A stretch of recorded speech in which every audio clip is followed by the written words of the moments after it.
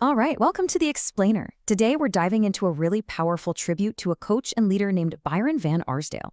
But this is way more than just a memorial. Together, we're going to uncover the timeless principles he lived by so we can figure out how to apply his incredible lessons on coaching, leadership, and really just living a life of service. So this all kicks off with a pretty personal story of loss. When the author Bernice Ross lost her husband, she didn't just lose her partner in life. She lost her business partner too. But what grew out of that grief is this powerful, universal guide to what makes a great coach and what a real legacy looks like. Okay, so who was this guy? Let's dive in and meet the man at the center of this whole story, Byron Van Arsdale, through the eyes of the person who knew him best, his wife, Bernice. Wow. I mean, this one quote really says it all, doesn't it? Byron wasn't just a mentor or a colleague, he was the love of her life. And it's from this incredibly personal starting point that we can really start to get a sense of the huge influence he had on everyone he came across. So their partnership kicked off back in '96, and it grew fast. And here's what's really key. They shared this vision for a totally new kind of training, all done over the phone. They figured out that this actually created a deeper, more effective connection than old-school face-to-face meetings. So right from the get-go, their work was all about innovation. Okay, and this gets to the absolute heart of Byron's philosophy. He completely threw out that traditional guru model of leadership. His whole approach to helping people hit peak performance was just fundamentally different. Let's break down what that looked like. See, for Byron, there was this huge difference. He always said that training just tells you what to do. But coaching, the way he did it, that's what really unlocks high performance. So instead of just handing out answers, he asked powerful questions. He never saw himself as the expert, no. He believed his clients were the ones who were capable and resourceful. His job was just to help them see it for themselves. And look, for Byron, these weren't just some nice words you put on a poster, right? These were the principles that he lived by every single day. He was an Eagle Scout, and he truly lived these values. Whether it was helping neighbors with their groceries or becoming famous as Byron the Baker, always sharing everything he made. His whole life was about being of service. Okay, so you've got these core values, but how did that actually play out in his coaching? Well, Byron's whole deal was that you had to master your inner world first.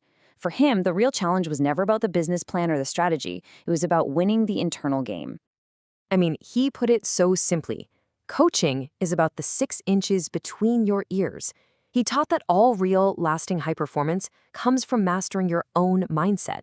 That little space, that's the real battleground for success. Everything else just comes after that. And this whole mindset thing translated into advice that was, honestly, super simple and practical for anyone starting out. It wasn't about some huge, grand plan or landing a massive client. Nope. It all boiled down to this. Start small. Take little steps every day. Actually, talk to people and really, truly listen. Because that's how you build the trust that gets you real results.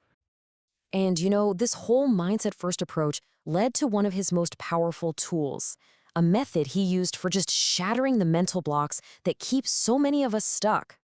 Byron noticed that most of his clients were stuck playing what he called the whack-a-mole problem. You know the game, right? You hit one problem, another pops up. They were constantly fighting symptoms, like low sales or missed deadlines, without ever getting to the real root cause, which was almost always some limiting belief they were holding on to. So how'd he do it? He had this amazing, direct, 3-step method to just break that cycle. First, he'd just ask, hey, how long have you been stuck on this? Simple enough. Second, he'd declare, your statute of limitations has run out. It's time to let it go. And finally, he'd bring all their focus back to the present. The key is today, can you perform? It was blunt, for sure, but it was an incredibly effective way to cut right through years of those old stories we tell ourselves.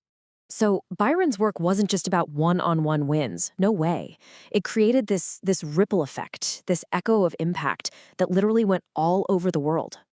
Just think about this. Over a career that spanned more than 3 decades, his leadership principles shaped talks in companies across multiple continents. He personally trained over 2,000 coaches, and every single one of them carried his philosophy out into the world.